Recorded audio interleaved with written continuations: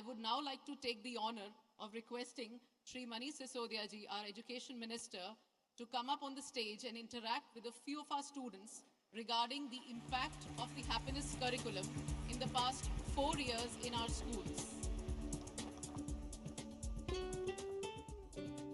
सबको बहुत बहुत नमस्कार।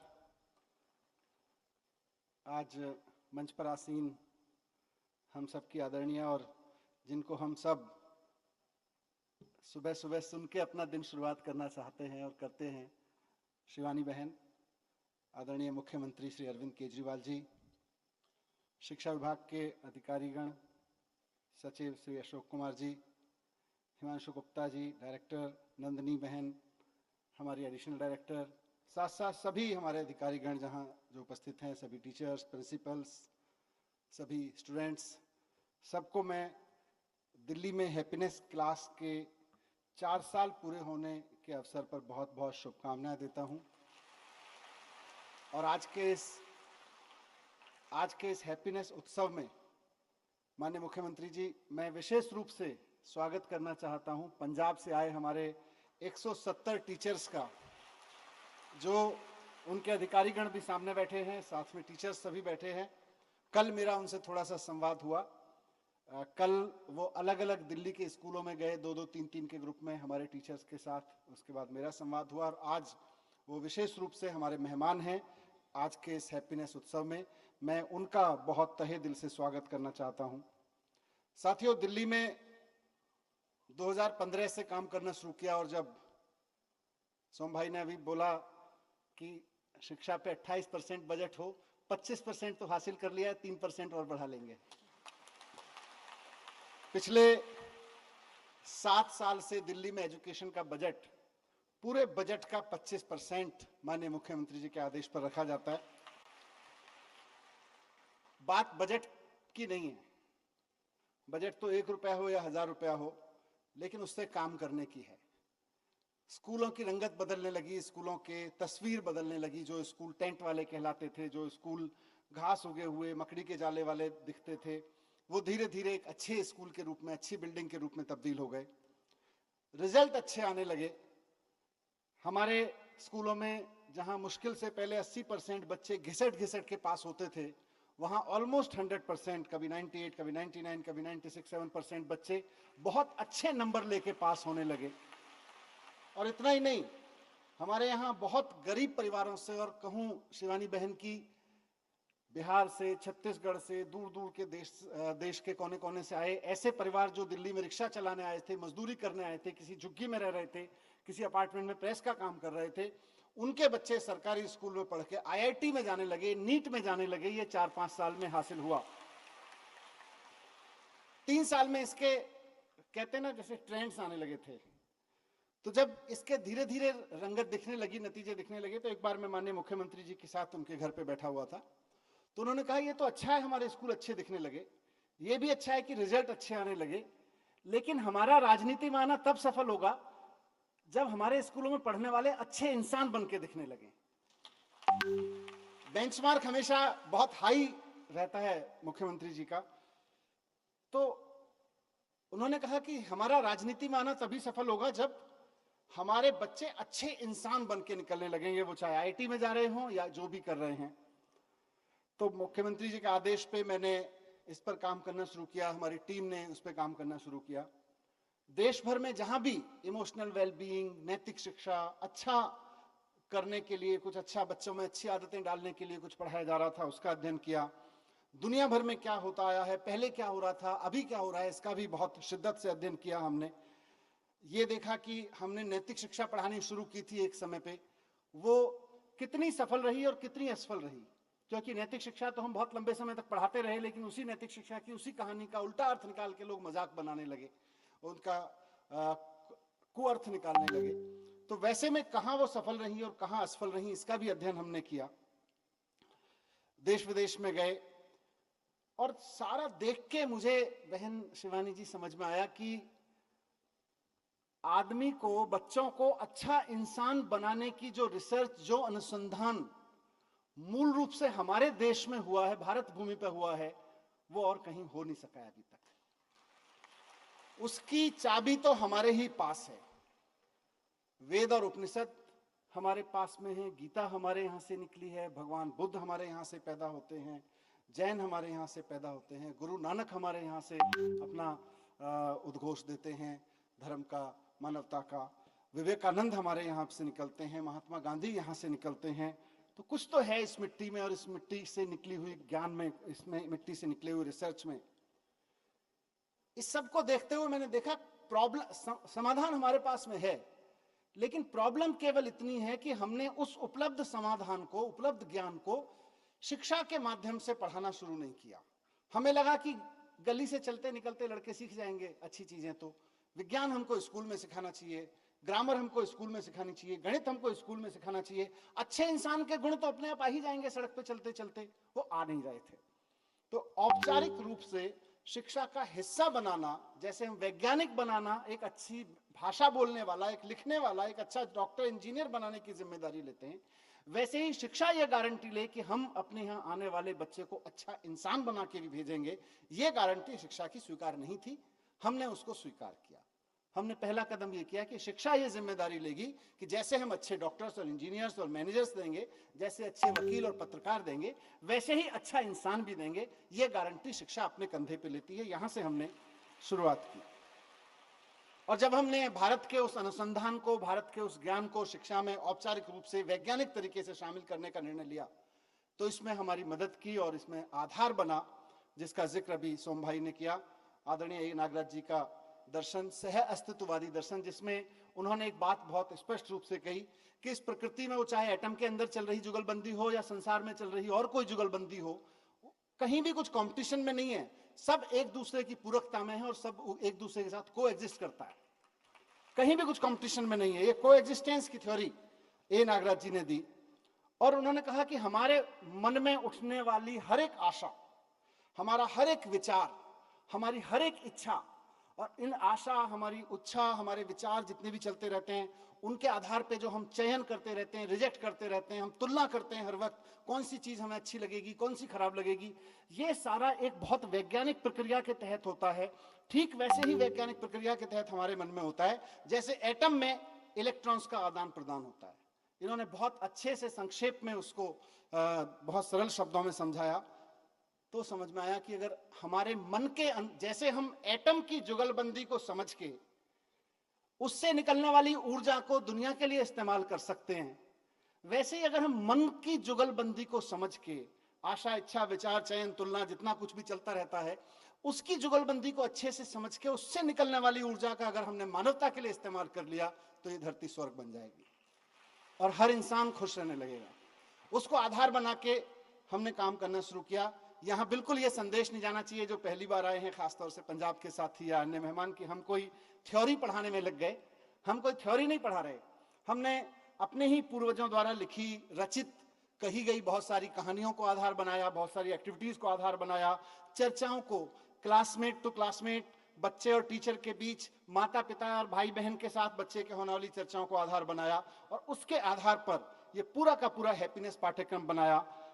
इसको हम आगे लेके चल रहे हैं। इसमें बहुत अच्छी बात यह है कि इसमें कोई किताब बच्चों के हाथ में नहीं दी जाती, इसमें टीचर्स के हाथ में टीचर मैनुअल दिया जाता है ताकि आगे वो किस क्रम में आगे बढ़ सकते हैं उसके लिए संदेश रहता है। जैसा मैंने कहा, इसमें कहानी होती है, एक्टिविटीज होती है, चर्चाएं होती हैं, घर में बच्चों के साथ, आपस में पीयर्स के साथ चर्चाएं होती हैं, और सबसे महत्वपूर्ण एलिमेंट मैं मानता हूं इसमें ध्यान सिखाया जाता है, मेडिटेशन सिखाया जाता है। हमारे पूर्वजों ने, हमारे देश में होने वाली तमाम चर्चाओं में हम सुनते हैं कि ध्यान से ऊर्जा निकलती है। मुझे बहुत खुशी है बहन कि 18 लाख बच्चे रोजाना हमारे स्कूलों में अपने दिन की शुरुआत मेडिटेशन से करते हैं, और सब धर्मों के, सब जातियों के, सब क्षेत्रों के, देश, हमारे यहाँ कुछ विदेश के बच्चे भी पढ़ते हैं, सब के सब बहुत सुंदर तरीके से अपने दिन की शुरुआत मेडिटेशन से करते हैं, माइंडफुलनेस से करते हैं। उससे उनके अपने अंदर तो परिवर्तन आ ही रहा है, हमारे स्कूल के वातावरण में भी बहुत परिवर्तन आ रहा है, और इसी कारण आज देश विदेश से लोग समझने आ रहे हैं कि हैप्पीनेस है क्या, हैप्पीनेस की क्लास है क्या। अफगानिस्तान से, बांग्लादेश से वहाँ के शिक्षा मंत्री आए, नेपाल से लोग आए, भूटान से लोग आए, श्रीलंका से लोग आए। अमेरिका की उस वक्त की प्रथम महिला जब दिल्ली आई तो उन्होंने भी हैप्पीनेस क्लास देखने के लिए इच्छा जाहिर की, और आधा घंटे का उनका समय था। 1.5 घंटे तक वो लगातार बच्चों के साथ संवाद करती रही, हमारे स्कूल में बच्चों से क्लास टू क्लास घूमती रही। ये इस ऊर्जा का ही दम है, इस वातावरण का ही दम है। हमारा एक ही मकसद है जो माननीय मुख्यमंत्री जी ने बताया था कि हमें पढ़ने लिखने के बाद अच्छे प्रोफेशनल्स तो देने ही देने हैं, लेकिन ये भी गारंटी लेनी पड़ेगी कि हम अच्छे इंसान भी देंगे। आज दिल्ली ने ये जिम्मेदारी ली है, कल देश भर की शिक्षा ये जिम्मेदारी लेगी और आने वाले समय में पूरी दुनिया की शिक्षा ये जिम्मेदारी लेगी कि हम इस दुनिया को अच्छे प्रोफेशनल माइंड्स तो देंगे ही देंगे, हम इस दुनिया को अच्छे इंसान भी देंगे। और जिस दिन सारी दुनिया ने अपने कंधे पे ये जिम्मेदारी उठा ली, जिस दिन सारी दुनिया की शिक्षा ने अपने कंधे पे ये जिम्मेदारी उठा ली कि हम अच्छे इंसान इस दुनिया को देंगे, मुझे नहीं लगता कि धरती का कोई कोना कहीं ऐसा बचेगा जहां अच्छे इंसान होना। हर जगह हर इंसान अच्छा ही अच्छा व्यवहार करेगा। तो इसी की हमारी ये पढ़ाई है। इसमें मुझे आज बहुत खुशी है कि हमारे मेहमान के रूप में माननीय मुख्यमंत्री जी हैप्पीनेस उत्सव के उपलक्ष्य में मौजूद हैं, बहन शिवानी जी और सोम भाई यहाँ पर उपस्थित हैं। मैं इस अवसर पर अगले 2-4 मिनट चाहूंगा कि अगर हमारे बच्चे, क्योंकि ये तो शिक्षा मंत्री का बयान था सर, हमारे बच्चों का भी कुछ बयान आना चाहिए, वो क्या महसूस करते हैं। कुछ बच्चे अगर जो मैंने कहा उससे सहमत या असहमत होते हुए बताना चाहें कि हैप्पीनेस क्लास करते हुए 3 या 4 साल में, जिसका जितना रहा है, 3-4 साल में हैप्पीनेस क्लास अटेंड करते हुए, उसमें शामिल होते हुए उनको एक अच्छा इंसान बनने में कैसे मदद मिली है, कुछ बच्चों से अगर ये रिफ्लेक्शन आए अगले 5 मिनट में तो और अच्छा लगेगा इस उत्सव में। कहां से शुरू कर रहे हैं? शैलेंद्र जी माइक है सर। शैलेंद्र जी कहाँ हैं? Right corner. कहाँ हैं? Right corner sir. अच्छा, हाँ जी हाँ जी, हम यहाँ देख लेंगे, यहाँ दिखा दें, कैमरा पे दिखा दें, किधर है भाई?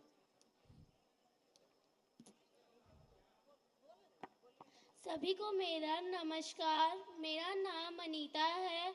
मैं कक्षा 8 की छात्रा हूँ। मेरे स्कूल का नाम सर्वोदय कन्या विद्यालय आदर्श नगर है। मैंने हैप्पीनेस से अपने जीवन में बहुत बदलाव देखा है।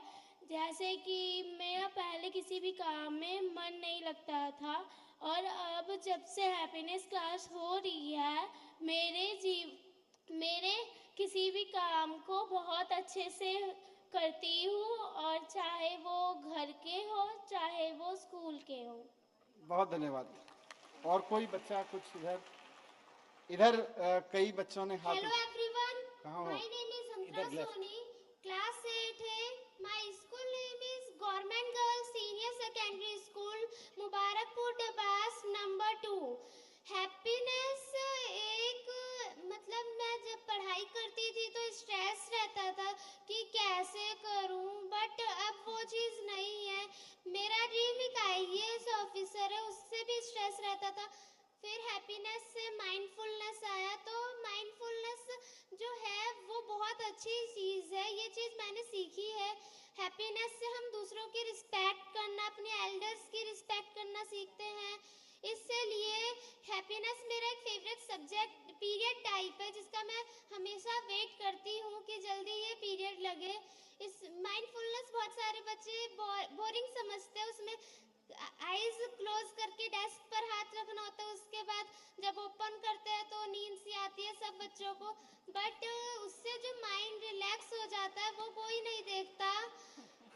एंड बहुत अच्छे, ये ओरिजिनल है। बहुत सुंदर, बहुत बढ़िया बेटा। यस, इधर दे रहे हैं क्या? हाँ इधर दे दीजिए। आशा जी। हाँ जी, आपके माइक ऑफ है बेटा। भैया ये माइक इधर। मैम उनका माइक ऑफ है। हाँ। आप सभी को मेरा नमस्कार। मेरा नाम मनीष कुमार है। मैं क्लास 8 का छात्र हूँ। मेरे स्कूल का नाम सर्वोदय बाल मेरा नाम भी विद्यालय। मनीष कुमार है। Yes sir. सर्वोदय बाल विद्यालय रमेश नगर का स्कूल का मैं छात्र हूँ। सर, हैप्पीनेस से मुझ पे ये प्रभाव पड़े हैं कि पहले मुझे मोटिवेशनल स्पीकर बनने का सपना था, बट सर मेरे अंदर एक चिड़चिड़ापन, एक गुस्सेदार बच्चा था, तो उस गुस्से में मेरे टेंशन भी रहता था क्या मैं मोटिवेशनल स्पीकर बन पाऊंगा। इस गुस्से जब मैंने फर्स्ट टाइम हैप्पीनेस किया, माइंडफुलनेस किया, तो मेरे अंदर एक प्रभाव पड़ा जिससे मैंने देखा मेरे अंदर क्या गुण है।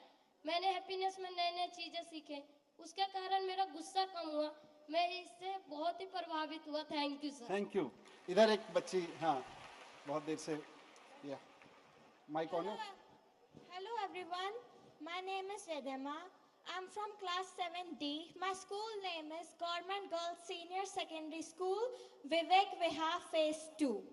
हैप्पीनेस पीरियड से मुझे कुछ ना कुछ सीख मिली, और जो भी हैप्पीनेस स्टोरीज होती है, मुझे ऐसा लगता है कि वो जो हैप्पीनेस स्टोरीज है जो मैम हमें सिखाती हैं, वो उनमें मैं कहीं ना कहीं हूँ, और जो भी उससे सीख मिलती है मैं उस अपनी लाइफ में उसे उतारूं। और मुझे हैप्पीनेस पीरियड में बहुत अच्छा लगता है, मुझे शांत रहना भी मिला, और मुझे बहुत सारी सीख मिली अपनी लाइफ को और अच्छा बनाने के लिए। बहुत बढ़िया, thank you. Thank you very much. कुछ कोई टीचर इस बीच में कुछ वैल्यू एड इसमें जो बच्चों ने कहने से रहे, इधर मैडम आगे दे दीजिए, वो टीचर हाथ उठा रहे। आपके अपने अंदर हैप्पीनेस क्लास के बाद कोई आपको बदलाव लगा हो, या आपको बच्चों में ऐसा जो अच्छा इंसान बनने की संभावनाएं पूरे इस क्रम में दिखी हो? सभी को नमस्कार, मेरा नाम किरण, मैं government girls senior secondary school Ujua में टीचर हूँ। मैं मुझे आज भी याद है जब पहली बार यहाँ से शुरुआत हुई थी, तब से ही मैं हैप्पीनेस कोऑर्डिनेटर हूँ। और इससे रिलेटेड मैं यही बात कहना चाहूँगी कि पता नहीं चला राबिया की सुई पढ़ाते पढ़ाते कब अपनी सुई पाली है। सर, इसकी एक एक स्टोरी, एक एक इवेंट्स, और यहाँ तक एक्टिविटी भी बहुत इंटरेस्टिंग है। स्टोरीज को पढ़ाते पढ़ाते मैंने भी अपने अंदर भी बहुत बदलाव पाया, और अभी भी लगता है बहुत ज़रूरत है बदलाव की। बट हैप्पीनेस, यहाँ पे जितने सारे कोऑर्डिनेटर्स हैं सब मुझसे एग्री करेंगे कि कहीं ना कहीं हम भी बहुत कुछ सीख गए हैं सिखाते सिखाते। धन्यवाद सर। बहुत बढ़िया। मैं, क्योंकि ये सबका समय, माननीय मुख्यमंत्री जी का, शिवानी बहन का, सबका समय आगे बहुत व्यस्त है, तो मैं इस चर्चा को यहीं समाप्त करूंगा और आगे के लिए कार्यक्रम पर बहुत बहुत धन्यवाद। और मैं बहुत उम्मीद करता हूं, खासतौर से बच्चे मुझे ये बता दें कि आपको लगता है कि हैप्पीनेस की क्लास चलनी चाहिए या बंद होनी चाहिए?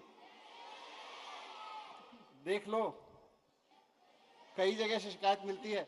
आपके कई वेल विशर मुझको कहते हैं ये सिलेबस पूरा नहीं होता है हैप्पीनेस के चक्कर में, बंद करा दें?